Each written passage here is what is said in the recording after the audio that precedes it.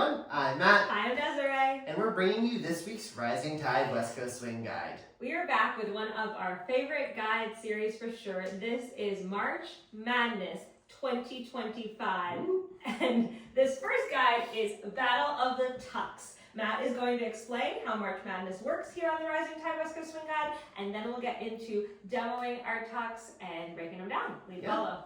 So March Madness, I think this is our third year now doing March Madness. It's an annual occurrence. It's a really fun series where each week of the month we pit two patterns against each other.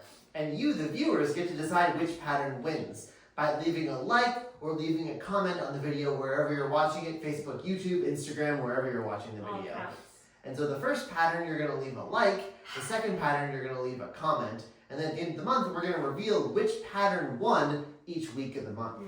During our grand finale demo. So, Battle of the Tucks, we are going with tuck number 1 is an accelerated push break tuck with some rise fall action, and tuck number 2 is a passing tuck with a follower initiated mini ride. Let's show you and then give you some tips lead follow for how to do these on your own. So tuck number 1, 1, 2, 3, 4, 5, 6.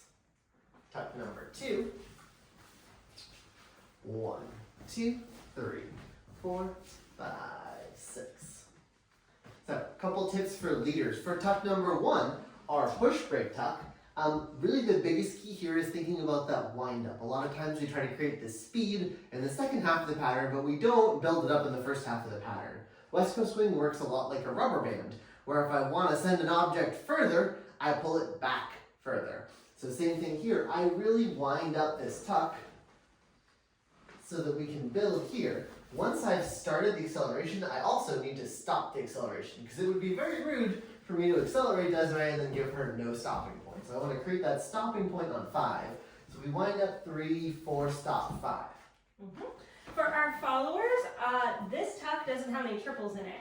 We actually want to think about creating a lot of surface area on the ground, so we're cutting out those close foot triples and we're instead creating walk. So we're going to do a lot of turnout on count 1. We're going to point on count 2, and as we land on count 2, we're going to add turnout to that left foot as well. This is going to give us a really wide base because we need to hang out in compression for 3 and 4 in the middle here. I'm going to actually have Matt take my hand here. As we come around, it's going to be 3 and 4, E and 5. We're landing. I use this foot to point as a kickstand. Again, not a triple, but a wide step out. 5 into 6, I'm going to take my left side back to settle an anchor while collecting my feet, maybe creating a little bit of a level change down. So we've got that rise and then that fall action. Yep. For our passing tuck leaders, we're not actually doing a whole lot. This is really very much a follower initiated pattern. What I do want to do is when I see and feel Desiree do something different, I don't try to overlead the ending. So I feel her take my other hand here, and I say, okay, cool, I'm going to listen to what you have planned, and I'm going to counter you here to create a little bit more connection. Just a slight counter. Yeah, for our followers, if we decided to go for this, it's probably with a leader who is open-minded and is not super controlling, has given us some invitations to create in the past when we danced with them. We're going to take their initial passing tuck. After count 2, we let them lead that. We're going to take it wider and more at an angle for our 3 and 4 than we normally would. That's because we need to create a lot of space on the diagonal for 4.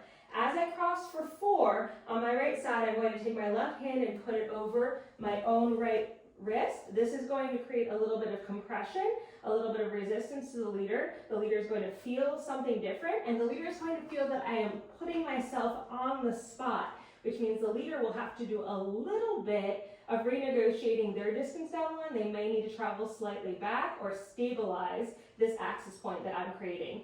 From here, this is where the ride comes in. We're going to take our left rib cage and we're going to pull it around in a circle, taking our left foot and gliding it on the floor. Then we're going to land down. We're going to keep our left hand on this right wrist for the entirety of the move into the anchor. And when the leader leads out into the next basic, we're going to allow that hand to kind of brush down our body, get into a nice free arm position. Just a basic after that. Yeah, showing both moves from the opposite side. Remember to vote for the first move, the push break tuck, leave a like. To vote for the second move, the passing tuck, leave a comment. 1, 2, 3, 4, 5, 6. And then getting ready for our passing tuck. 1, 2, 3, and 4, 5, 6.